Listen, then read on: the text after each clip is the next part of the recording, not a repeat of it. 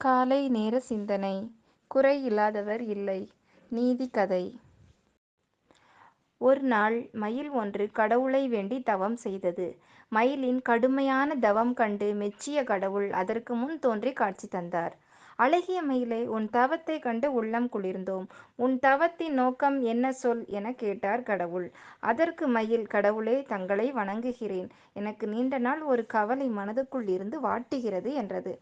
"சொல், கேட்கிறேன்" என்று ஆதரவாக பேசினார் கடவுள்.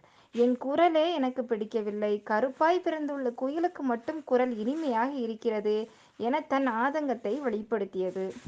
"அழகு மயிலே, உனக்கென்ன குறைச்சல்? நீதான் பறவைகளில் அழகானவள். உன் கழுத்து அழகும் தோகையின் அழகும் வேறு எந்த பறவைகளுக்காவது படைக்கப்பட்டுள்ளதா?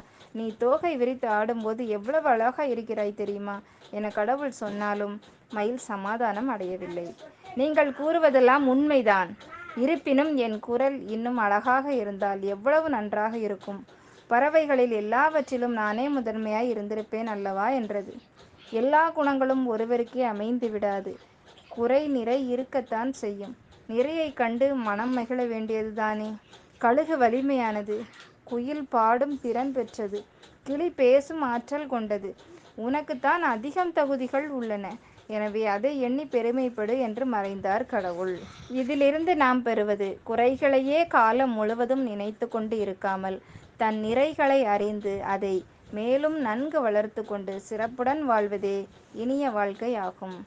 முகமலர்ச்சியோடும் நம்பிக்கையுடனும் எழுந்து புதிய நாளை துவங்க இறைவன் அருள் புரியட்டும். நல்லதே நினைப்போம், நல்லதே நடக்கும். நல்ல எண்ணங்களுடன் இன்றைய நாளை தொடங்குவோம். இந்த நாள் இனிய நாளாகட்டும். வாழ்க வளமுடன். நன்றி.